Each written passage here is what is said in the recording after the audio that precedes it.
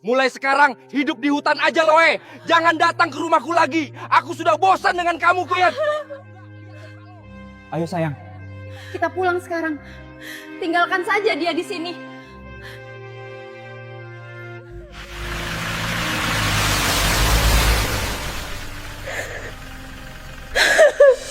Assalamualaikum warahmatullahi wabarakatuh.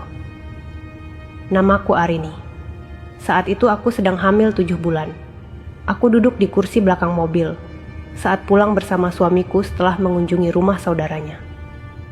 Awalnya perjalanan terasa biasa saja, kami berbincang-bincang seperti biasa. Namun saat di tengah jalan yang sepi, tiba-tiba suamiku menghentikan mobilnya dan memberikan tumpangan pada seorang wanita. Awalnya aku tidak curiga. Aku pikir ia hanya perempuan yang tidak kami kenal yang sedang butuh pertolongan.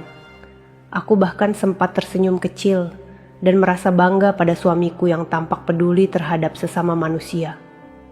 Namun ternyata dugaanku salah. Saat aku tertidur di mobil karena lelah dan mual akibat kehamilan. Tiba-tiba saat aku membuka mata, tubuhku sudah terlempar di jalan becek yang licin dan di tengah hutan yang sunyi. Tepat di depanku, aku melihat suamiku sedang merangkul wanita itu. Tatapannya dingin, seperti sedang menyimpan dendam terhadapku. Dan disitulah aku akhirnya baru menyadari. Ternyata wanita itu bukanlah orang asing, melainkan adalah wanita yang selama ini menjadi perempuan simpanan suamiku. Dengan suara penuh amarah, suamiku mengusirku, menunjuk wajahku yang basah oleh air mata. Mulai sekarang, hidup di hutan aja lo. Jangan pernah nginjek rumah gua lagi. Gua udah muak tahu nggak lihat muka lo. Tanpa belas kasihan, ia masuk ke dalam mobil bersama wanita itu. Lalu melaju kencang meninggalkanku sendirian di dalam hutan tersebut. Dalam kondisi hamil, tanpa makanan dan tanpa arah. Aku bertahan di hutan itu sendirian selama 3 hari. Aku berjalan tertatih, memeluk perutku, hingga akhirnya pingsan karena kelaparan. Namun saat itulah pertolongan Allah datang dengan cara yang tak pernah aku bayangkan. Hingga 1 tahun kemudian, takdir kembali mempertemukanku dengan mantan suamiku dan wanita yang membuangku di hutan itu. Kini, hidup mereka berbalik 360 derajat denganku. Ia, mantan suamiku, telah kehilangan segalanya. Dan wanita itu menghadapi banyak kenyataan pahit yang tak bisa ia hindari. Sahabat semuanya, sebelum kita mulai cerita ini, tuliskan dulu di kolom komentar dari kota mana kalian menonton. Semoga yang mengikuti cerita cinta dimudahkan segala urusannya, dilapangkan rezekinya, disehatkan badannya, dan dikabulkan semua hajat dunia akhirat oleh Allah Subhanahu wa Ta'ala. Amin ya Rabbal Alamin. Sekarang mari kita mulai ceritanya. Namaku Arini. Hari itu langit tampak teduh, awan menggantung rendah seolah menahan hujan. Aku duduk di kursi belakang mobil, sedikit menyandarkan tubuhku ke jok yang dingin. Perutku yang membesar membuat napasku lebih pendek dari biasanya. 7 bulan sudah aku mengandung, dan setiap perjalanan terasa jauh lebih melelahkan dibandingkan dulu. Suamiku menyetir di depan, tangannya mantap di kemudi, matanya fokus menatap jalan. Ia tidak banyak bicara sejak kami meninggalkan rumah saudaranya. Aku mengira ia hanya lelah. Aku memilih diam, memijat perlahan perutku yang sesekali mengeras. Anakku bergerak di dalam rahim. Gerakan kecil itu selalu membuatku tersenyum, meski tubuhku letih. Aku menunduk, mengusap perutku dengan penuh rasa sayang. Sebentar lagi sampai, nak. Bisikku pelan, hampir tak terdengar. Mobil melaju menyusuri jalanan yang semakin sepi. Rumah-rumah mulai jarang terlihat. Pepohonan tinggi berdiri rapat di kanan kiri jalan. Udara terasa lebih dingin, lebih lembab. Jalan ini memang bukan jalan utama, tapi biasa kami lewati untuk mempersingkat waktu. Aku menoleh ke jendela, memandangi batang-batang pohon yang berbaris seperti pagar alam. Daunnya basah, meneteskan sisa hujan semalam. Ada rasa tenang sekaligus asing melihat hutan yang begitu sunyi. Aku menoleh ke arah suamiku. "Kita lewat sini lagi ya," kataku pelan. Ia hanya mengangguk singkat. Tidak menoleh. Tidak tersenyum. Aku kembali diam. Beberapa menit berlalu tanpa suara selain deru mesin mobil dan gesekan ban di aspal yang mulai lembab. Aku mencoba mengatur posisi dudukku agar lebih nyaman. Punggungku pegal, kakiku sedikit bengkak. Tiba-tiba mobil melambat. Aku mengangkat kepala. Dari kaca depan terlihat seorang wanita berdiri di pinggir jalan. Pakaiannya sederhana, wajahnya tampak kebingungan. Ia melambaikan tangan dengan ragu. Suamiku menginjak rem. Mobil berhenti. Aku menoleh cepat ke depan. "Kenapa berhenti?" tanyaku. Suamiku membuka sedikit kaca jendela. Wanita itu mendekat. Dari samping, aku bisa melihat wajahnya lebih jelas. Usianya mungkin tidak jauh dariku. Rambutnya terurai rapi. Wajahnya tidak tampak seperti orang yang kelelahan di jalan. Justru terlihat cukup tenang. "Ada apa?" tanyaku lagi. Kali ini dengan nada lebih pelan. "Ya mau numpang," jawab suamiku singkat. Aku terdiam sejenak. Dalam hatiku muncul keraguan kecil. Jalan ini sepi. Hutan di sekeliling kami begitu sunyi. Namun aku mengingat perutku yang besar, rasa empati yang selama ini selalu aku pegang. Mungkin dia butuh pertolongan. Batinku mencoba menenangkan diri. Aku mengangguk pelan. Kalau memang perlu, ya sudah. Suamiku membuka pintu mobil. Wanita itu masuk dan duduk di kursi depan, tepat di samping suamiku. Saat ia duduk, aku sempat melihat sekilas matanya lewat kaca spion. Tatapannya cepat berpaling. Tidak ada senyum, tidak ada ucapan terima kasih yang jelas. Mobil kembali berjalan. Aku memperhatikan mereka dari belakang. Ada sesuatu yang terasa janggal, tapi aku tidak tahu apa.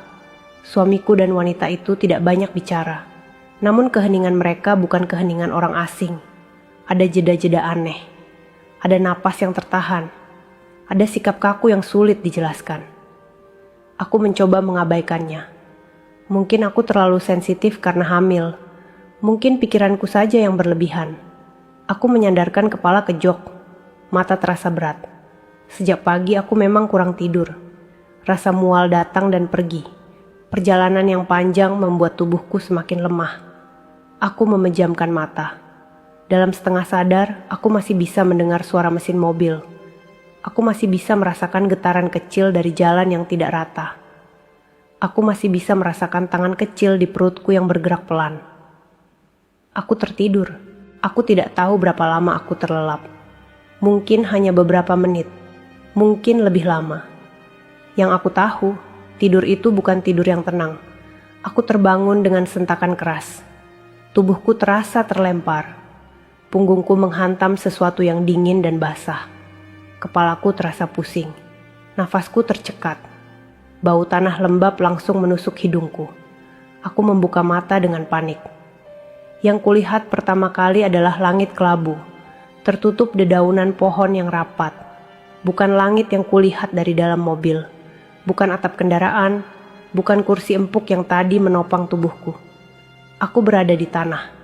Tubuhku terbaring di jalan yang becek. Tanganku refleks menahan perutku. Rasa nyeri menjalar dari pinggang ke kaki. Kakiku kotor oleh lumpur. Bajuku basah. "Mas," panggilku dengan suara gemetar. Aku mencoba bangkit, tapi tubuhku terlalu lemah. Kepalaku berputar. Aku melihat bayangan berdiri di depanku. Suamiku dan wanita itu. Mereka berdiri beberapa langkah dariku. Mobil terparkir tak jauh di belakang mereka. Pintu mobil terbuka. Mesin masih menyala. Aku menatap wajah suamiku, wajah yang selama ini aku kenal, wajah yang seharusnya melindungiku. Namun tatapannya saat itu dingin. Asing. Tidak ada rasa kasihan. Aku mulai gemetar. "Apa ini?" tanyaku lirih. Wanita itu berdiri di samping suamiku. Tangannya menyentuh lengan suamiku dengan akrab. Terlalu akrab untuk seorang penumpang yang baru dikenal. Dadaku terasa sesak. Disitulah, di jalan becek di tengah hutan yang sunyi, aku mulai merasakan bahwa perjalanan pulang ini bukan lagi perjalanan biasa. Dan aku belum tahu bahwa mimpi burukku baru saja dimulai. Aku masih terduduk di tanah becek itu. Tanganku gemetar memeluk perutku. Lumpur menempel di telapak tangan dan ujung bajuku. Hutan di sekeliling kami sunyi, hanya suara dedaunan basah yang jatuh perlahan dari pepohonan tinggi. Udara dingin menusuk kulitku. Aku menatap suamiku dengan mata berkaca-kaca. Mas, kenapa aku diturunin di sini? Suaraku bergetar, nyaris tak terdengar. Ia tidak langsung menjawab. Tatapannya justru berpindah pada wanita di sampingnya. Wanita itu berdiri dengan wajah datar, seolah pemandangan seorang ibu hamil yang jatuh di lumpur bukan sesuatu yang penting. Aku mengikuti arah pandang suamiku. Saat itulah aku melihat sesuatu yang membuat jantungku serasa berhenti berdetak. Wanita itu tidak terlihat canggung, tidak terlihat takut berada di tengah hutan, tidak terlihat bingung seperti orang yang baru pertama kali berada di tempat asing. Ia berdiri tegak, menatapku tanpa rasa iba, bahkan bibirnya sedikit terangkat, seperti menahan senyum. Aku menelan ludah. Mas, aku mencoba bangkit, namun kakiku tak kuat menopang tubuhku. Aku kembali terduduk. Aku capek, aku hamil. Kita pulang aja. Suamiku melangkah mendekat. Aku berharap ia akan membantuku berdiri. Aku berharap ia akan memarahi wanita itu dan menyuruhnya pergi. Aku berharap ini hanya kesalahpahaman. Namun harapan itu runtuh saat ia berhenti tepat di depanku, lalu menunjuk wajahku dengan kasar. Mulai, sekarang suaranya meledak, memecah sunyi hutan. Aku terkejut. Tubuhku refleks mundur. Tanganku semakin erat memeluk perutku. Hidup di hutan, ajalo lanjutnya dengan nada yang lebih keras. Air mataku langsung mengalir. Nafasku tersengal. Aku menatap wajahnya, mencoba mencari sisa kasih yang mungkin masih ada. Mas, aku istrimu, kataku lirih. Aku hamil anak kamu. Ia tertawa sinis. Jangan pernah nginjek rumah gua. Lagi suaranya menggema di antara pepohonan. Gua. Udah muak tahu nggak? Lihat muka lo, aku terisak. Kata-kata itu menghantam lebih keras dari jatuhku ke lumpur. Setiap kalimat seperti pisau yang menusuk dadaku. Aku menoleh ke wanita itu, berharap setidaknya ada sedikit rasa kemanusiaan di matanya. Namun yang kutemukan justru tatapan dingin dan penuh kemenangan. Ia melangkah maju, mendekat ke suamiku, lalu menggenggam lengannya. Yuk sayang kita, pulang sekarang, katanya ringan, seolah mereka hanya sedang meninggalkan tempat piknik. Aku membeku. Kata itu, sayang. Dadaku terasa runtuh. Dunia di sekelilingku seperti berhenti bergerak. Aku akhirnya mengerti semuanya. Wanita ini bukan orang asing. Ia bukan sekadar penumpang. Ia bukan orang yang baru dikenal di pinggir jalan. Ia adalah bagian dari hidup suamiku yang selama ini aku tidak pernah tahu. Suamiku berbalik tanpa menoleh lagi padaku. Ia membuka pintu mobil. Wanita itu masuk lebih dulu. Suamiku menyusul. Pintu mobil ditutup dengan keras. Mesin mobil meraung. Aku berusaha berdiri, tertatih mengejar. Mas, jangan, teriakku sambil menangis. Aku mohon. Mobil itu melaju kencang. Debu dan percikan lumpur beterbangan. Dalam hitungan detik, mobil itu menghilang di balik tikungan jalan hutan. Aku jatuh terduduk lagi. Sunyi, hanya suara nafasku yang terengah dan isak tangisku yang terputus-putus.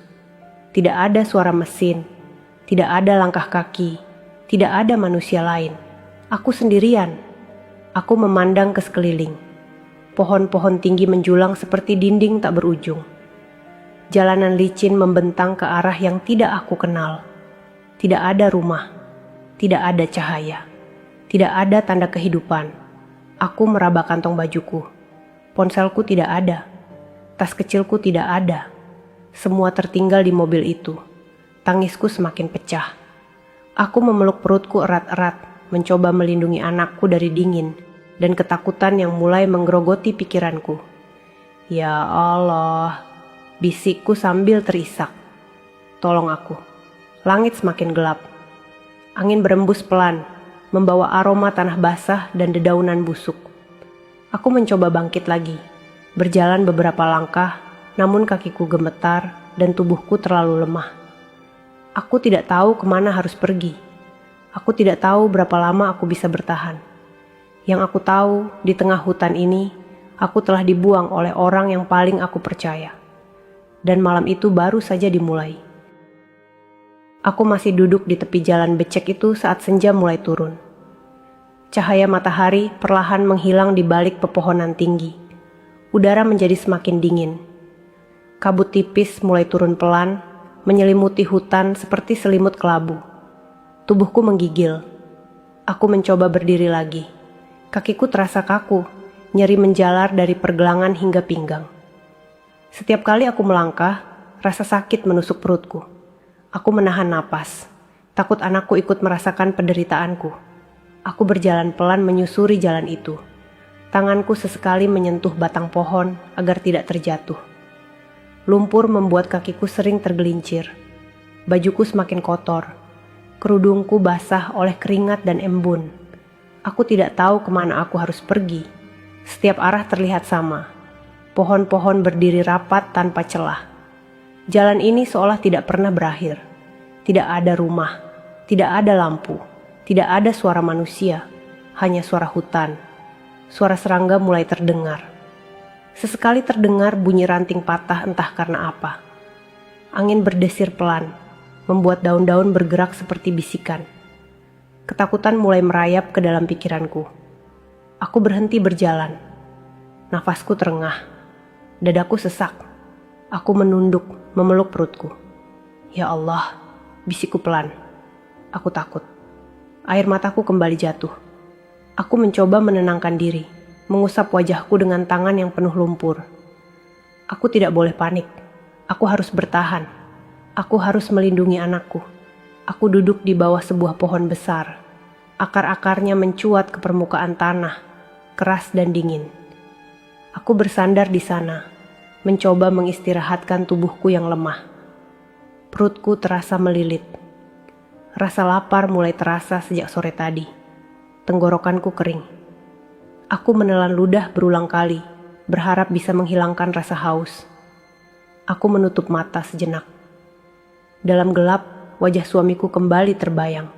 Suaranya yang keras, tatapannya yang dingin. Kata-katanya yang mengusirku seolah aku bukan apa-apa. Dadaku kembali sesak. Apa salahku? Bisikku sambil menangis pelan. Apa aku seburuk itu sampai dibuang begini? Tidak ada jawaban. Malam semakin pekat. Cahaya bulan terhalang oleh rimbunnya pepohonan. Aku hampir tidak bisa melihat apa-apa di sekelilingku. Hanya bayangan hitam dan suara-suara asing. Tubuhku semakin menggigil.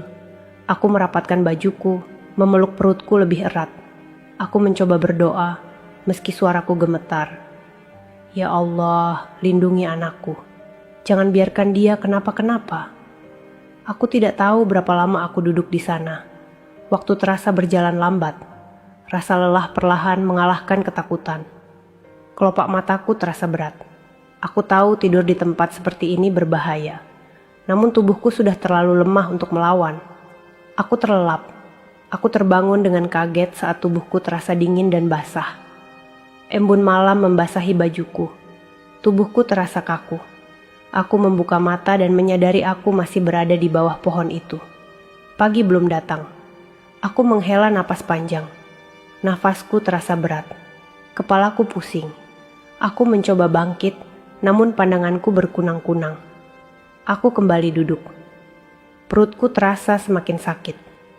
Aku menahan rasa nyeri sambil menekan perlahan bagian bawah perutku. Aku takut.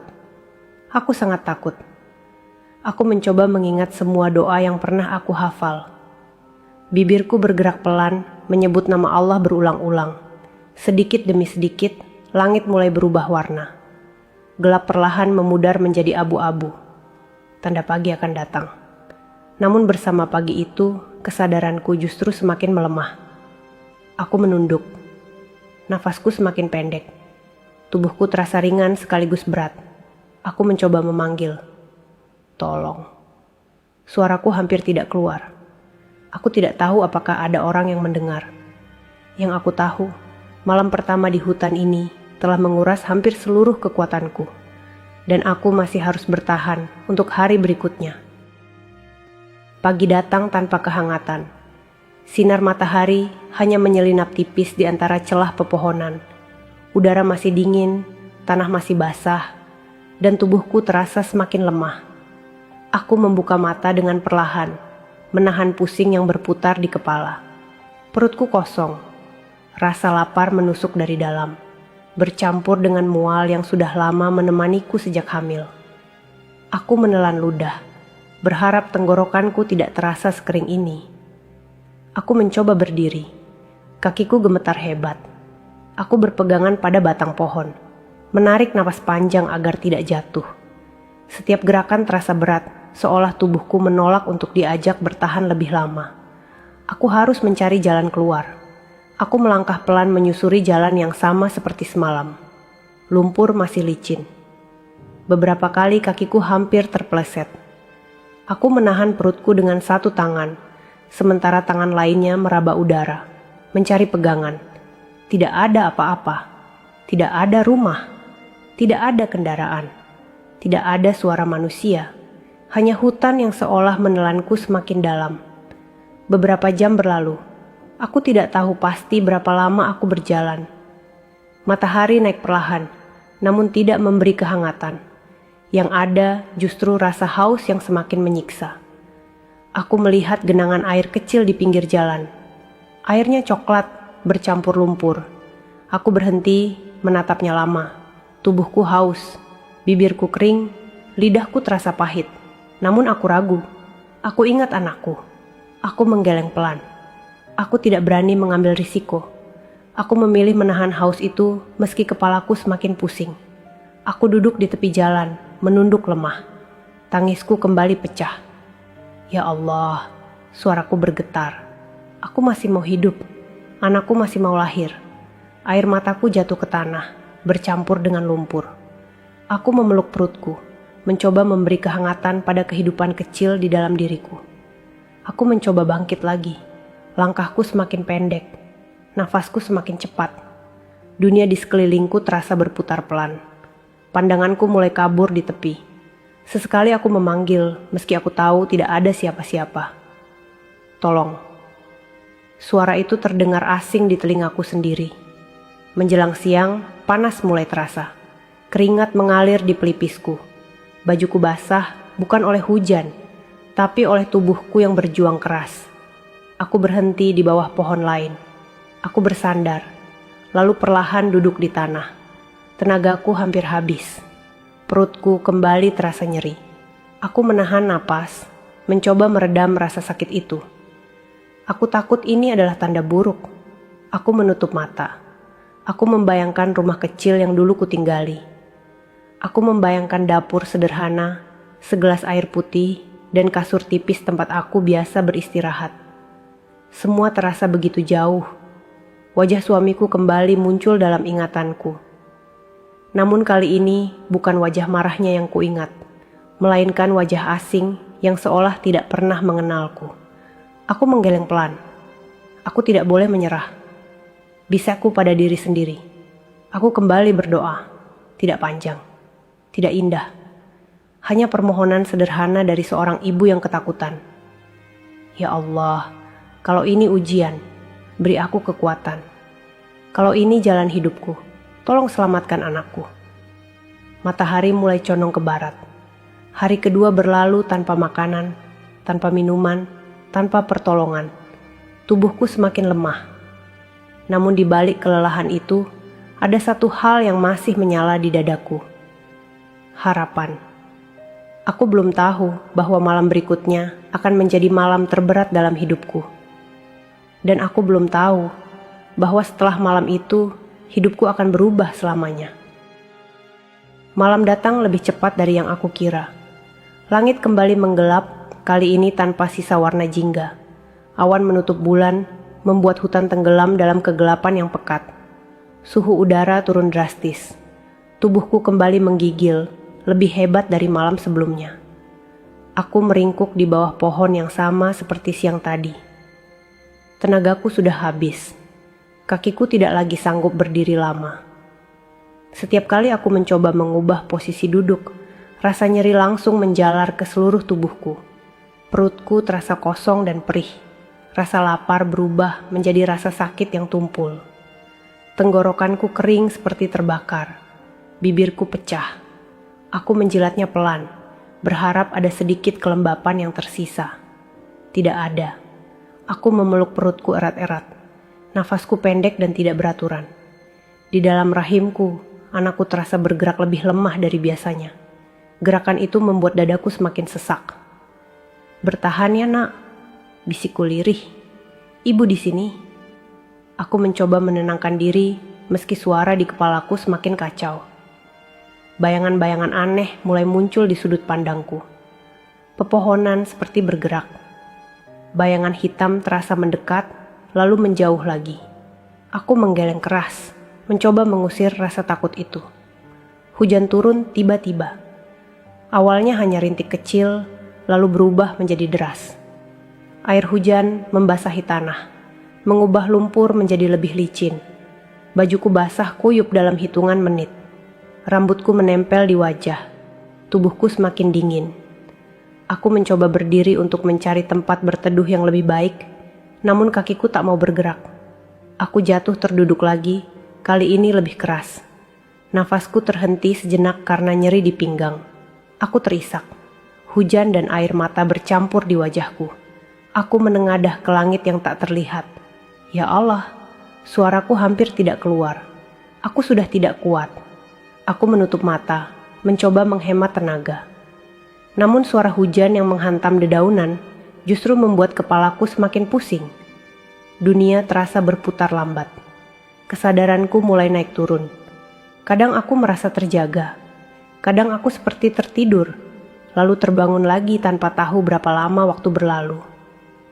Di sela-sela itu, aku merasa seperti mendengar suara langkah, lalu menghilang lagi. Aku tidak tahu apakah itu nyata atau hanya pikiranku yang mulai menyerah. Tubuhku semakin lemas. Tanganku yang memeluk perut perlahan melemah. Nafasku semakin pendek. Dadaku terasa berat seolah ada beban besar yang menindih. Aku membuka mata dengan susah payah. Segalanya buram. Pohon-pohon terlihat berlapis-lapis. Cahaya seperti bergetar. Aku mencoba memanggil, tapi suaraku hilang sebelum keluar dari tenggorokan. Aku merasakan tubuhku miring ke satu sisi. Aku tidak lagi bisa melawan. Dalam sisa kesadaranku, aku hanya bisa berbisik di dalam hati. Ya Allah, aku titipkan anakku. Setelah itu, gelap perlahan menelan pandanganku. Aku tidak tahu apakah aku pingsan atau tertidur. Aku tidak tahu apakah aku akan bangun lagi. Yang aku tahu, malam kedua itu adalah saat aku benar-benar berada di batas antara hidup dan menyerah. Dan aku tidak tahu bahwa di saat aku kehilangan kesadaran, sebuah takdir baru sedang bergerak mendekat. Aku terbangun dengan rasa dingin yang menusuk sampai ke tulang. Hujan sudah berhenti, namun bajuku masih basah. Tanah di bawah tubuhku terasa lembek dan dingin. Aku membuka mata perlahan, berusaha memahami di mana aku berada. Pandanganku buram, kepalaku berat, seolah ada batu besar yang menekan dari dalam. Aku masih di hutan itu. Tubuhku terasa sangat lemah. Aku mencoba menggerakkan jari tanganku, lalu kakiku. Semua terasa lambat dan nyeri. Nafasku pendek-pendek, seperti tidak pernah benar-benar sampai ke paru-paru. Hari ketiga. Aku tahu itu karena matahari sudah sedikit tinggi. Cahaya pagi masuk dari sela-sela pepohonan, namun tidak memberi kehangatan. Yang ada hanya rasa lelah yang semakin dalam. Perutku kosong total. Rasa lapar sudah berubah menjadi mati rasa. Yang tersisa hanya nyeri tumpul dan rasa mual yang membuatku ingin muntah, meski tidak ada apa-apa yang bisa dikeluarkan. Aku berusaha bangkit. Aku berpegangan pada tanah, lalu pada akar pohon. Namun kakiku langsung goyah. Tubuhku kembali jatuh terduduk. Pandanganku berkunang-kunang. Bintik-bintik hitam menari di depan mata. Aku terengah. Keringat dingin mengalir di pelipisku. Jantungku berdetak tidak beraturan. Aku menekan dadaku, mencoba mengatur napas. Tenang. bisikku pada diri sendiri. Tenang Arini. Aku memeluk perutku lagi. Gerakan anakku terasa sangat lemah. Hampir tidak terasa. Itu membuat ketakutan merayap lebih cepat dari sebelumnya. Maafkan ibu, bisikku lirih. Ibu sudah berusaha. Air mata jatuh lagi, tapi bahkan menangis pun terasa melelahkan sekarang. Tubuhku seperti kehilangan kemampuan untuk bereaksi. Aku menoleh ke sekeliling. Hutan itu masih sama. Sunyi. Tak peduli. Tidak ada tanda kehidupan manusia. Tidak ada suara kendaraan. Tidak ada langkah kaki. Aku sendirian. Aku mencoba merangkak beberapa langkah ke arah jalan yang sedikit lebih terbuka. Tangan dan lututku kotor oleh lumpur. Setiap gerakan membuat dadaku terasa semakin sesak. Beberapa kali aku berhenti, menunduk, hampir muntah karena pusing. Nafasku semakin berat. Pandanganku semakin menyempit. Aku berhenti total. Tubuhku tidak mau bergerak lagi. Aku terduduk di tengah jalan tanah itu, bersandar pada apapun yang ada di belakangku. Kepalaku terkulai. Kelopak mataku terasa sangat berat. Aku mencoba berdoa, namun kata-kata di kepalaku mulai berantakan. Kalimatnya tidak lagi utuh. Yang tersisa hanya rasa pasrah yang sangat dalam. Ya Allah, bisikku nyaris tanpa suara. Aku merasa tubuhku semakin ringan. Seolah aku sedang melayang, bukan lagi duduk di tanah basah. Suara hutan terdengar jauh, seperti berasal dari tempat lain. Aku menutup mata. Di balik kelopak mata yang tertutup, bayangan wajah anak kecil muncul. Wajah yang belum pernah kulihat, namun terasa begitu dekat. Senyumnya samar, hangat. Dadaku terasa perih. Aku ingin bertahan. Aku ingin membuka mata. Aku ingin bangun. Namun tubuhku menolak. Kesadaranku mulai memudar perlahan, seperti lampu yang redup karena kehabisan listrik. Aku mencoba menggerakkan bibirku sekali lagi. Tolong. Itu kata terakhir yang mungkin keluar dari mulutku hari itu. Setelahnya, aku tidak lagi merasakan dingin, tidak lagi merasakan sakit, tidak lagi merasakan apa-apa. Aku pingsan. Aku tidak tahu berapa lama aku tergeletak di sana. Aku tidak tahu apakah ada yang melihatku. Aku tidak tahu apakah ini akhir dari segalanya. Namun di saat tubuhku benar-benar menyerah, di saat aku tidak lagi mampu berdoa dengan suara, pertolongan Allah mulai mendekat dengan cara yang tidak pernah aku bayangkan sebelumnya. Aku terbangun dengan rasa asing di seluruh tubuhku. Bukan dingin tanah, bukan bau lumpur, bukan suara hujan atau serangga hutan. Yang kurasakan adalah hangat.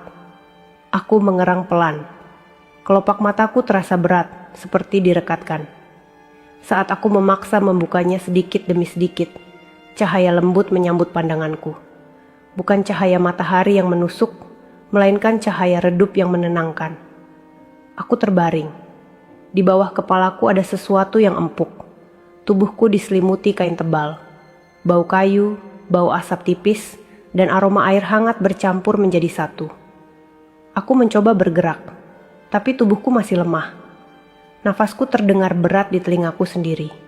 Aku menelan ludah, tenggorokanku masih kering, namun tidak sesakit sebelumnya. Minum pelan-pelan. Suara itu membuatku terkejut. Aku menoleh perlahan. Seorang pria paruh baya duduk di sampingku. Wajahnya gelap karena terbakar matahari. Keriput halus menghiasi sudut matanya. Tatapannya tenang, tidak mengancam, tidak terburu-buru. Di tangannya ada cangkir kecil berisi air hangat. Aku menatapnya dengan mata berkaca-kaca. Kata-kata ingin keluar, tapi suaraku tercekat. Aku hanya mampu membuka mulut sedikit, lalu menutupnya lagi. Ia mendekat perlahan, tidak memaksa. Tenang, kamu aman, katanya lembut. Air mata mengalir tanpa bisa kutahan. Aku minum sedikit demi sedikit. Seteguk air itu terasa seperti kehidupan baru. Hangatnya mengalir dari tenggorokan ke dadaku, membuat nafasku sedikit lebih lega. Aku menatap sekeliling. Ruangan kecil dari kayu. Dindingnya sederhana. Cahaya masuk dari celah jendela kecil. Ada tungku di sudut ruangan. Api kecil masih menyala. Di dekatnya tergantung pakaian basah yang mulai mengering. Aku bukan di hutan lagi. Aku ingin bertanya. Aku ingin tahu di mana aku berada. Namun tubuhku masih terlalu lemah. Kelopak mataku kembali terasa berat. Tidur saja, kata pria itu lagi. Kamu sudah berjuang keras. Aku menutup mata. Kali ini aku tidak takut. Aku terbangun lagi beberapa saat kemudian. Kali ini tubuhku terasa sedikit lebih kuat. Di perutku, anakku bergerak pelan. Gerakan itu membuat dadaku menghangat. Aku menangis lagi, tapi kali ini bukan karena takut. Aku masih hidup. Aku dan anakku masih hidup. Seorang wanita tua masuk ke ruangan itu. Rambutnya sebagian memutih, wajahnya penuh garis usia, namun matanya penuh kasih. Ia tersenyum tipis saat melihatku terjaga. Alhamdulillah, katanya pelan. Akhirnya sadar. Ia duduk di sampingku, memeriksa selimutku, lalu menyentuh pergelangan tanganku dengan hati-hati. Kamu ditemukan di jalan hutan. Sudah 3 hari, katanya lirih. Kalau terlambat sedikit saja mungkin. Ia tidak melanjutkan kalimatnya. Aku menggigit bibir, air mataku kembali jatuh. Suaraku serak. Siapa yang menemukan saya? Wanita itu menoleh ke pria paruh-baya tadi. Pria itu mengangguk pelan. Saya. Katanya singkat. Saya lewat hutan itu tiap hari, cari kayu. Aku menatapnya dengan mata penuh rasa terima kasih yang tak terucap. Allah yang mempertemukan. Lanjutnya tenang. Saya cuma jalan. Dadaku bergetar. Aku ingin mengatakan banyak hal. Terima kasih. Maaf. Tolong. Namun yang keluar dari bibirku hanya satu bisikan lemah. Alhamdulillah. Malam itu aku tidur di tempat yang aman. Untuk pertama kalinya sejak dibuang di hutan, aku tidur tanpa rasa takut. Aku belum tahu siapa mereka sebenarnya. Aku belum tahu mengapa Allah mengirimkan mereka padaku. Aku belum tahu bahwa pertemuan ini akan mengubah seluruh arah hidupku. Yang aku tahu, aku tidak sendirian lagi, dan hidupku belum berakhir. Aku terbangun saat cahaya pagi menyelinap lembut melalui celah jendela kayu. Tubuhku masih lemah, namun rasa sakit yang sebelumnya menusuk kini berubah menjadi nyeri yang lebih bisa kutahan. Selimut tebal menutupi tubuhku hingga ke dada. Udara di dalam ruangan terasa hangat, berbeda jauh dari dingin hutan yang hampir merenggut nyawaku. Aku menggerakkan tangan pelan, memastikan ini bukan mimpi. Nyata. Aku masih hidup. Aku menoleh ke perutku. Ku genggam perlahan. Anakku bergerak kecil, seolah menjawab sentuhan itu. Air mataku jatuh lagi, kali ini karena rasa syukur yang begitu besar. Pintu kayu berderit pelan. Wanita tua itu masuk membawa mangkuk kecil berisi bubur hangat. Uapnya mengepul tipis. Aromanya sederhana, namun bagiku terasa seperti makanan paling berharga di dunia. Pelan-pelan makannya, katanya lembut sambil duduk di sampingku. Aku mengangguk. Tanganku gemetar saat menerima mangkuk itu. Sendok pertama masuk ke mulutku dengan susah payah. Tenggorokanku masih sensitif. Tapi hangatnya bubur itu membuat dadaku terasa lega. Nama kamu siapa? Tanyanya pelan. Arini, jawabku lirih. Ia mengangguk. Saya dipanggil Mainah. Yang kemarin itu suami saya. Namanya Pak Sastro. Aku menoleh ke arah pintu. Pria paruh-baya itu terlihat di luar, sedang membelah kayu. Gerakannya tenang, tidak terburu-buru. Seperti orang yang sudah lama berdamai dengan hidup. Kami tinggal di sini sudah lama. Lanjut Mainah. Jauh dari kampung. Aku menelan sendok berikutnya. Kenapa? Aku berhenti sejenak, mencari tenaga untuk melanjutkan. Kenapa menolong saya? Mainah tersenyum tipis. Senyum yang tidak dibuat-buat. Karena kamu manusia. Jawabnya sederhana. Dan karena kamu sedang mengandung. Dadaku terasa hangat. Aku menunduk. Air mata jatuh ke dalam mangkuk. Aku cepat-cepat mengusapnya. Merasa malu menangis di hadapan orang yang baru ku kenal. Mainah menyentuh lenganku pelan. Menangis itu tidak salah. Aku menarik napas panjang. Hari itu aku lebih banyak beristirahat. Tubuhku masih perlu waktu untuk pulih. Mainah sesekali datang membawakan air hangat atau makanan ringan. Pak Sastro lebih banyak diam, tapi tatapannya selalu memastikan aku baik-baik saja. Di sela-sela kesunyian itu, pikiranku mulai kembali bekerja. Kenangan tentang hutan, tentang mobil yang melaju pergi, tentang suara suamiku yang mengusirku, semuanya kembali hadir. Dadaku kembali terasa sesak. Mainah seolah mengerti. Kalau sudah siap, kamu boleh cerita. Katanya suatu sore. Aku menatap dinding kayu di hadapanku. Lama aku diam. Aku dibuang, ucapku akhirnya. Oleh suamiku sendiri. Kata-kata itu keluar begitu saja, tanpa hiasan, tanpa emosi berlebihan.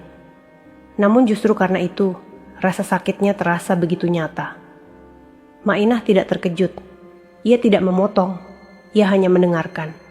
Aku menceritakan semuanya pelan-pelan. Dari perjalanan pulang, wanita di pinggir jalan, hingga aku terbangun di lumpur. Suaraku beberapa kali terhenti oleh tangis. Tapi Mainah tetap di sana, setia mendengarkan. Saat aku selesai, ruangan itu kembali sunyi. Pak Sastro yang sejak tadi berada di luar masuk ke dalam. Ia menatapku sejenak, lalu berkata pelan, "Kadang Allah menghancurkan satu hidup, supaya menyelamatkan hidup yang lain." Aku menatapnya. Kalimat itu terasa dalam, meski diucapkan dengan suara sederhana. Aku belum sepenuhnya mengerti maksudnya. Aku belum tahu bahwa orang-orang sederhana ini menyimpan kisah yang tidak biasa. Aku belum tahu bahwa pertemuan kami bukan sekadar kebetulan di tengah hutan. Aku belum tahu bahwa dari tempat kecil ini, hidupku akan dibangun kembali, perlahan namun pasti. Yang aku tahu, sejak hari itu, aku tidak lagi merasa sendirian. Dan di balik luka yang belum sembuh, Allah sedang menyiapkan sesuatu yang jauh lebih besar dari yang pernah aku bayangkan. Malam itu datang dengan sunyi yang berbeda. Tidak ada suara hujan, tidak ada angin kencang, hanya bunyi serangga yang bersahutan pelan di luar rumah kayu. Api kecil di tungku menyala stabil, memantulkan cahaya oranye di dinding. Aku terbangun karena rasa nyeri yang asing. Awalnya hanya seperti kram kecil di perut bagian bawah. Aku mengubah posisi tidur, mencoba mengabaikannya. Namun beberapa menit kemudian, rasa nyeri itu datang lagi. Kali ini lebih kuat. Nafasku tertahan. Aku menggenggam selimut. Tenang, bisikku pada diri sendiri. Namun rasa itu tidak pergi, justru semakin teratur. Datang, pergi, datang lagi, setiap kali lebih kuat dari sebelumnya. Aku mulai panik. Aku memanggil pelan. "Mainah." Tidak lama kemudian pintu terbuka. Mainah masuk dengan wajah waspada. Ia langsung duduk di sampingku, menatap wajahku dengan penuh perhatian. "Perutmu sakit?" Tanyanya lembut. Aku mengangguk. Keringat dingin mulai muncul di pelipisku. Ia menyentuh perutku dengan hati-hati, lalu menatap jam dinding tua di sudut ruangan. Wajahnya berubah serius, tapi tetap tenang. Sepertinya sudah waktunya. Katanya pelan. Dadaku bergetar. "Di sini." Suaraku gemetar. "Saya melahirkan di sini." Mainah menggenggam tanganku erat. "Tenang, kita bisa." Pak Sastro segera masuk. Tanpa banyak bicara, ia menyiapkan air panas, kain bersih, dan lampu tambahan. Gerakannya cepat tapi teratur. Seolah ini bukan pertama kalinya ia berada di situasi genting. Rasa sakit semakin sering datang. Nafasku terputus-putus. Aku menggenggam tangan Mainah sekuat tenaga. Air mataku mengalir tanpa bisa kutahan. "Tarik napas," kata Mainah. "Ikuti suaraku." Aku mencoba. Aku benar-benar mencoba. Namun rasa sakit itu begitu hebat. Tubuhku gemetar. Aku merasa sangat sendirian meski ada orang-orang di sekitarku. Tidak ada rumah sakit. Tidak ada dokter. Tidak ada keluargaku. Hanya rumah kayu kecil di tengah hutan. Dan Allah. Aku memejamkan mata, menahan rasa sakit yang datang seperti gelombang. Di sela-sela itu, aku berdoa dalam hati. Doa yang tidak terucap, hanya harapan yang menjerit. "Ya Allah, tolong aku. Tolong anakku." Waktu berjalan lambat, sangat lambat. Keringat membasahi seluruh tubuhku. Nafasku serak. Suaraku habis karena menahan tangis dan rasa sakit. Mainah tidak pernah melepaskan tanganku. Ia terus membimbingku, terus menyebut namaku dengan suara yang menenangkan. Akhirnya, setelah perjuangan panjang yang terasa seperti seumur hidup, sebuah tangisan kecil memecah keheningan malam. Aku terdiam. Tangisan itu nyata. Air mataku langsung mengalir deras. Dadaku terasa pecah oleh campuran rasa sakit, lega, dan bahagia yang tak bisa dijelaskan dengan kata-kata.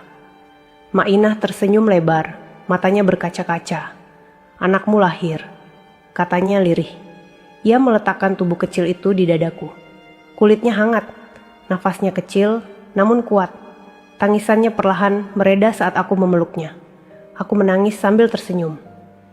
"Halo Nah," bisikku, "ibu di sini." Di luar rumah kayu itu, malam tetap sunyi. Tidak ada sorak, tidak ada perayaan. Namun di dalam dadaku, sebuah kehidupan baru dimulai. Aku tidak tahu bagaimana masa depanku. Aku tidak tahu bagaimana aku akan membesarkan anak ini. Aku tidak tahu apakah aku akan pernah bertemu lagi dengan masa laluku. Yang aku tahu, malam itu, di tempat yang jauh dari segalanya, Allah memberiku alasan untuk bertahan. Dan alasan itu kini terbaring hangat di dadaku. Waktu tidak berhenti hanya karena seseorang pernah hancur. Hari demi hari berlalu sejak malam persalinan itu. Tubuhku perlahan pulih, meski tidak pernah benar-benar kembali seperti dulu.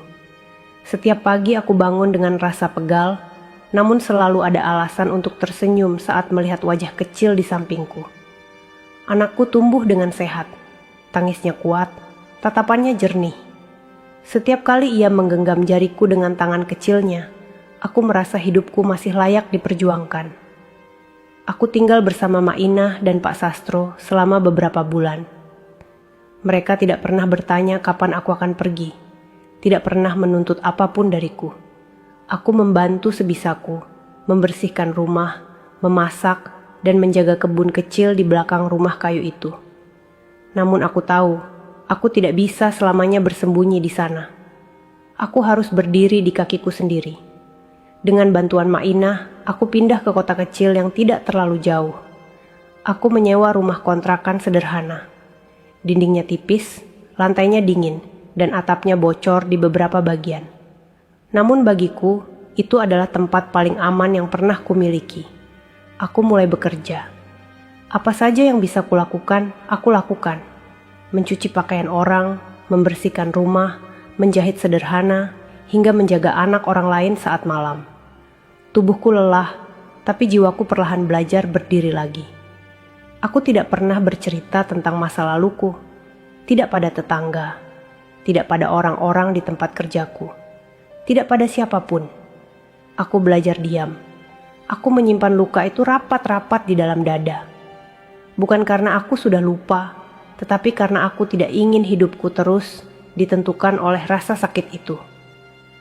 Setiap malam setelah anakku tertidur, aku duduk di lantai kontrakan kecil itu, menatap wajahnya yang damai.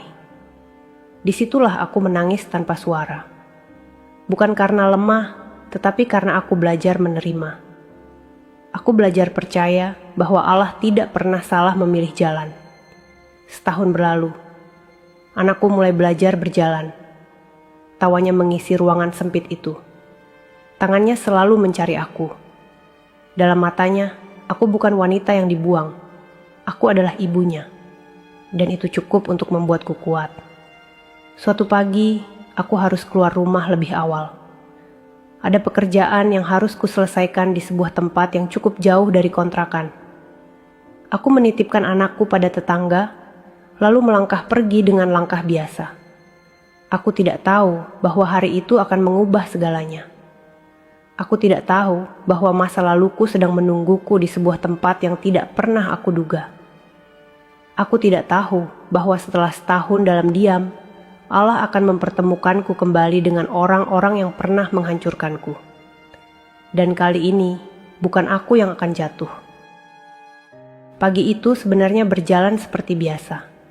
Aku melangkah menyusuri trotoar dengan tas kain di bahuku. Udara kota masih sejuk. Suara kendaraan berlalu lalang bercampur dengan aktivitas orang-orang yang mulai sibuk dengan urusannya masing-masing. Aku menunduk, fokus pada langkahku sendiri. Aku tidak sedang memikirkan masa lalu. Aku hanya ingin menyelesaikan pekerjaanku, lalu pulang sebelum siang agar bisa kembali pada anakku. Namun takdir punya cara sendiri untuk membuka luka lama. Saat aku berhenti di depan sebuah gedung cukup besar, mataku tanpa sengaja menoleh ke arah pintu masuk. Di sanalah aku melihat dua sosok yang membuat langkahku terhenti seketika. Dia dan wanita itu. Jantungku langsung berdegup keras. Dadaku terasa sesak, seolah udara mendadak menipis. Tanganku refleks mencengkeram tas lebih erat. Mereka berdiri berdampingan. Penampilan mereka rapi. Wanita itu terlihat anggun dengan pakaian mahal yang membungkus tubuhnya. Rambutnya tertata sempurna. Senyum tipis terlukis di wajahnya, penuh kepercayaan diri. Pria itu, mantan suamiku, berdiri di sampingnya dengan sikap yang sama seperti dulu. Tegak, percaya diri. Seolah hidup tidak pernah memberi hukuman apapun atas perbuatannya. Aku mematung. Kakiku terasa berat. Ingatan tentang hutan, lumpur, dan suara keras itu menyerbu pikiranku tanpa izin. Nafasku tercekat. Pandanganku sempat berkunang. Aku ingin berbalik. Aku ingin pergi. Namun kakiku tidak bergerak. Mereka berjalan mendekat. Jarak kami semakin pendek. Aku menunduk, berharap mereka tidak mengenaliku. Aku berharap wajahku sudah cukup berubah oleh waktu dan lelah. Terlambat. Mantan suamiku menoleh. Tatapannya berhenti tepat di wajahku. Alisnya terangkat sedikit. Ia menatapku dari ujung kepala hingga kaki, lalu tersenyum miring. "Oh," katanya pendek. Wanita di sampingnya ikut menoleh. Matanya menyipit sejenak, lalu bibirnya tersenyum tipis. Senyum yang pernah kulihat di hutan itu. Senyum kemenangan. "Mas, itu..." ucap wanita itu pelan. "Iya," jawabnya ringan. "Dia." Dadaku bergetar. Aku berdiri tegak meski lututku hampir gemetar. Aku menatap mereka balik. Tidak ada teriakan. Tidak ada tangis. Tidak ada kemarahan yang meledak. Hanya keheningan yang tegang. "Kamu masih hidup ternyata," kata mantan suamiku sambil tertawa kecil.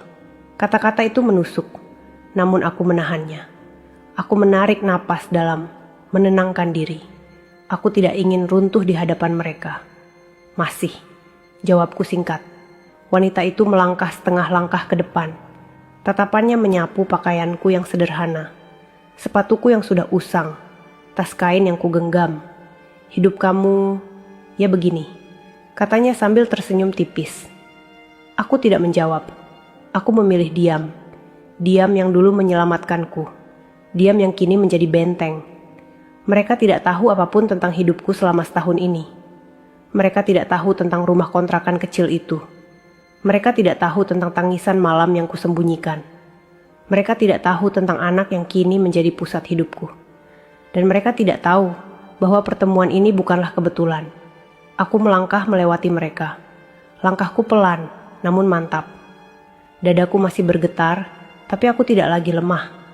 Aku meninggalkan mereka di belakang, tanpa menoleh lagi. Namun aku bisa merasakan tatapan mereka mengikutiku. Dan di dalam dadaku, aku tahu satu hal. Pertemuan ini bukan akhir. Ini baru awal dari sesuatu yang akan membuat masa lalu itu kembali bergerak. Dan kali ini, kebenaran tidak akan tinggal diam. Aku berjalan menjauh dari mereka dengan langkah yang kupaksakan tetap stabil. Setiap langkah terasa berat, seolah kakiku ditarik kembali oleh bayangan masa lalu. Namun aku tidak berhenti. Aku tidak menoleh. Aku terus berjalan hingga suara mereka mulai samar di belakangku. Baru setelah aku berada cukup jauh, aku berhenti. Dadaku naik turun. Nafasku terasa pendek. Tanganku gemetar saat ku genggam tas kain itu. Aku menunduk, mencoba menenangkan diri. Aku tidak ingin air mata jatuh di tempat ini. Namun rasa sakit itu tetap ada. Bukan karena aku masih mencintai pria itu. Bukan karena aku ingin kembali. Melainkan karena cara mereka menatapku.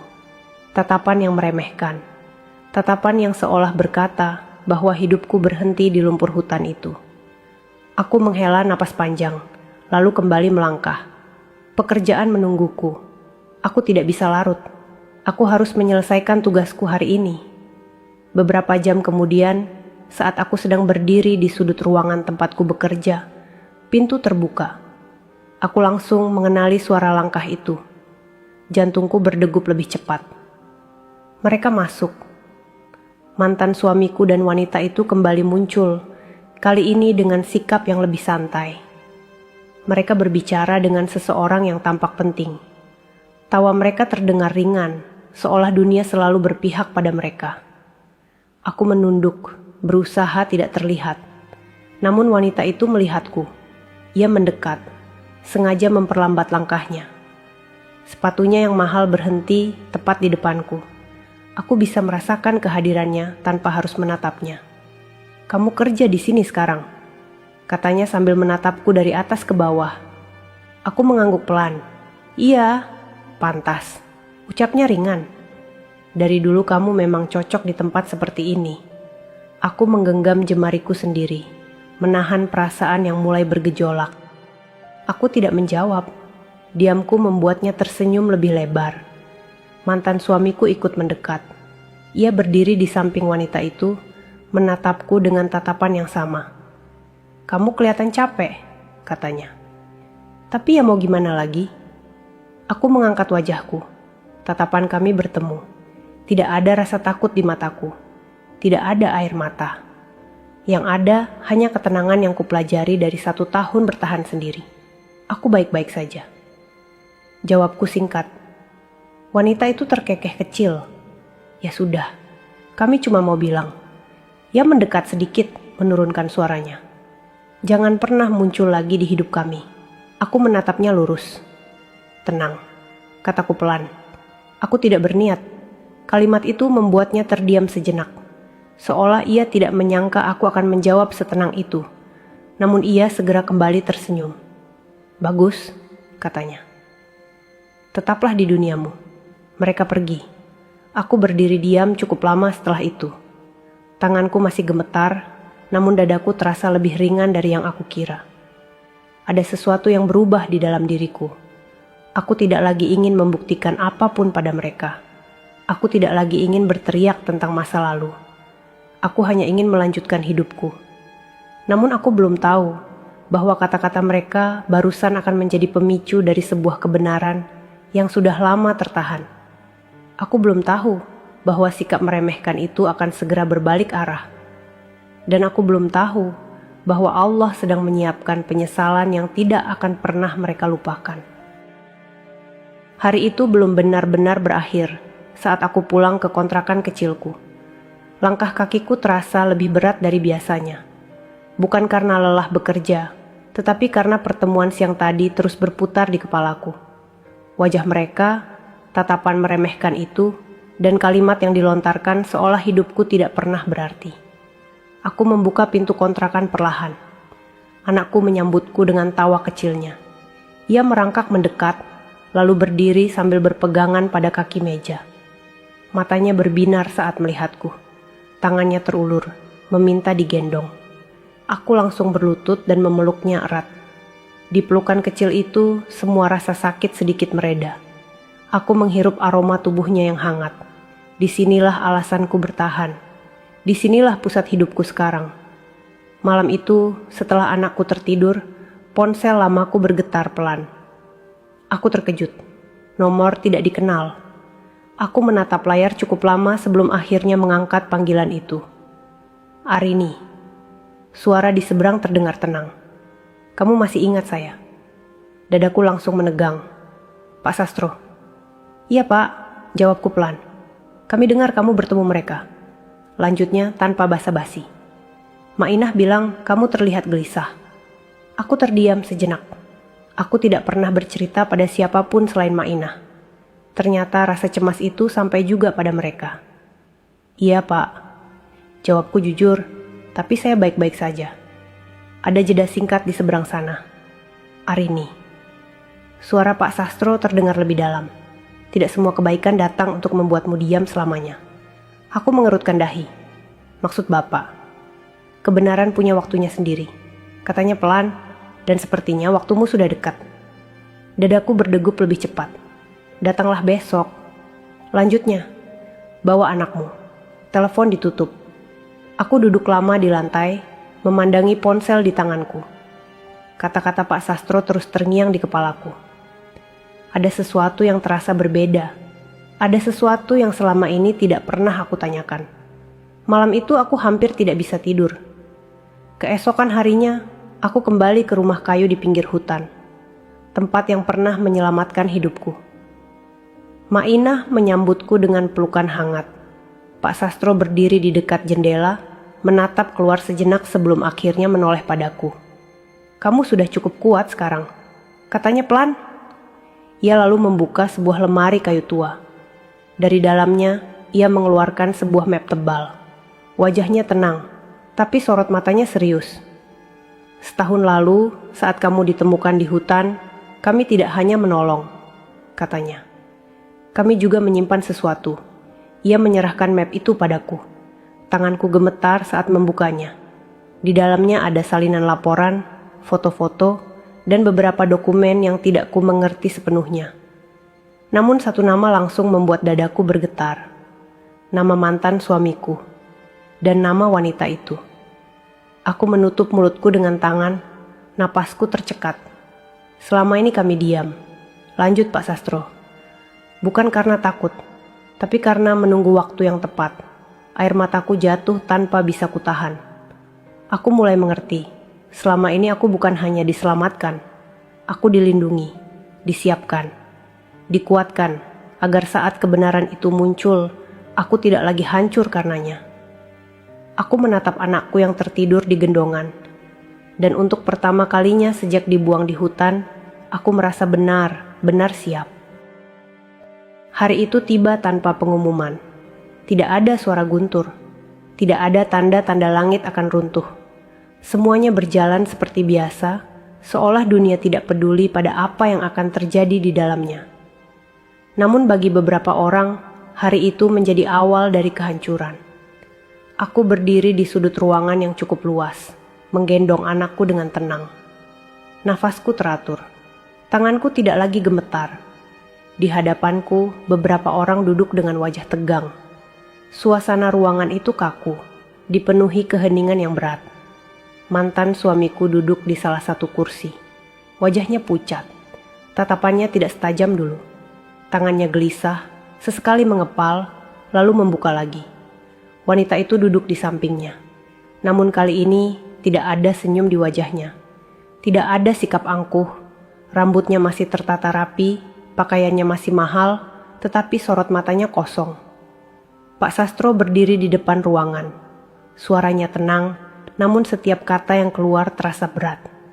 Semua sudah diperiksa, katanya. Dan kebenaran tidak bisa ditahan lebih lama. Ia membuka map yang pernah ia tunjukkan padaku. Dokumen-dokumen itu kini terbuka di hadapan banyak orang. Beberapa nama disebutkan. Beberapa perbuatan dijelaskan. Mantan suamiku menunduk. Wanita itu mulai gelisah. Aku tidak perlu berbicara. Aku tidak perlu menunjuk atau menuduh. Kebenaran bekerja dengan caranya sendiri. Setiap kalimat yang dibacakan seperti membuka satu demi satu lapisan kebohongan mereka. Ada saksi, lanjut Pak Sastro. Ada bukti, dan ada catatan. Ruangan itu semakin sunyi. Wanita itu akhirnya tidak sanggup menahan diri. Ia berdiri dengan wajah panik. Itu tidak benar. Suaranya bergetar. Kami tidak tahu apa-apa. Namun suaranya terdengar kosong, bahkan bagi dirinya sendiri. Mantan suamiku mengangkat wajahnya perlahan. Matanya bertemu denganku. Untuk pertama kalinya, aku melihat ketakutan di sana. Bukan kemarahan, bukan kesombongan. Ketakutan. Ia membuka mulut, seolah ingin mengatakan sesuatu. Namun tidak ada kata yang keluar. Bahunya merosot. Tubuhnya terlihat kecil, jauh berbeda dari pria yang dulu menunjuk wajahku di tengah hutan. Wanita itu mulai menangis. Tangis yang tidak lagi terdengar meyakinkan. Tangis yang datang terlambat. Aku memeluk anakku lebih erat. Anakku tertidur nyenyak. tidak tahu bahwa di ruangan ini masa lalu ibunya sedang runtuh dengan sendirinya. Aku melangkah satu langkah ke depan. Dulu, kataku pelan. Aku ditinggalkan tanpa penjelasan. Mereka menunduk. Aku tidak membalas. Lanjutku, aku hanya bertahan. Tidak ada amarah di suaraku. Tidak ada dendam. Hanya fakta. Pak Sastro menutup map itu. Proses selanjutnya akan berjalan. Katanya singkat, dan setiap orang akan bertanggung jawab atas perbuatannya. Mantan suamiku akhirnya menangis. Bukan tangis keras, bukan tangis yang dramatis. Hanya air mata yang jatuh pelan, tanpa suara. Penyesalan itu nyata, namun sudah terlambat. Aku berbalik dan melangkah pergi. Tidak ada lagi yang perlu kulihat di ruangan itu. Tidak ada lagi yang perlu kudengar. Di belakangku, masa lalu itu tertinggal. Dan di dadaku, untuk pertama kalinya, aku merasa benar-benar bebas. Pagi itu aku membuka jendela kontrakan kecilku. Cahaya matahari masuk perlahan, menyentuh lantai yang sederhana, menyinari sudut ruangan tempat anakku tertidur pulas. Nafaskunya teratur, wajahnya damai, tangannya mengepal kecil di dekat pipinya. Aku berdiri cukup lama, memandangi pemandangan itu. Tidak ada lagi suara keras di kepalaku. Tidak ada lagi ketakutan yang menekan dada.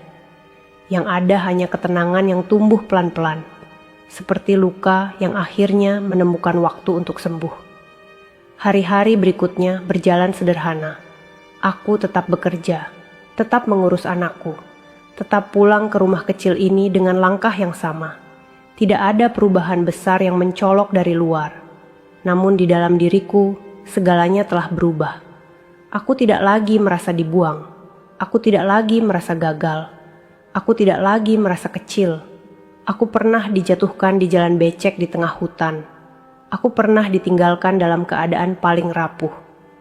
Aku pernah kehilangan segalanya dalam satu malam. Namun aku juga pernah diselamatkan. Bukan oleh kekuatan sendiri. Bukan oleh balas dendam. Melainkan oleh pertolongan Allah yang datang tepat saat aku tidak lagi mampu berdiri. Aku duduk di lantai, menggendong anakku yang baru terbangun. Ia menatapku dengan mata jernih, lalu tersenyum kecil. Senyum itu selalu berhasil menghapus sisa-sisa luka yang mungkin masih tertinggal. "Ayo nak," bisikku lembut. "Kita mulai hari ini." Di luar sana, orang-orang yang pernah menghancurkanku sedang menghadapi akibat dari perbuatan mereka. Aku tidak lagi ingin tahu detailnya. Tidak lagi ingin mendengar cerita tentang penyesalan yang terlambat. Bukan karena aku membenci, tetapi karena hidupku sudah berjalan ke arah yang berbeda. Aku pernah bertanya pada diriku sendiri, mengapa Allah membiarkan aku melewati semua itu? Mengapa aku harus hamil, dibuang, kelaparan, dan hampir kehilangan nyawa? Kini aku mengerti, bukan untuk menjatuhkanku, tetapi untuk memindahkanku. Dari hidup yang salah ke hidup yang benar. Dari ketergantungan ke kekuatan. Dari luka ke keikhlasan. Aku berdiri menggendong anakku di depan dada. Nafasku dalam dan tenang. Aku menatap keluar jendela ke arah langit yang cerah. Allah tidak pernah lalai. Ia melihat air mata yang jatuh diam-diam di hutan. Ia mendengar doa yang hanya terucap dalam hati. Ia menggerakkan tangan-tangan yang tidak kukenal untuk menyelamatkanku. Dan saat waktunya tiba, ia mengembalikan keadilan tanpa harus aku meminta. Aku melangkah keluar rumah kecil itu dengan senyum tipis. Hidupku tidak sempurna. Jalanku tidak mudah. Namun aku tidak lagi takut. Karena aku tahu satu hal. Selama Allah ada di sisiku, tidak ada luka yang sia-sia. Dan kisahku tidak berakhir di hutan. Ia justru dimulai dari sana. Cerita selesai.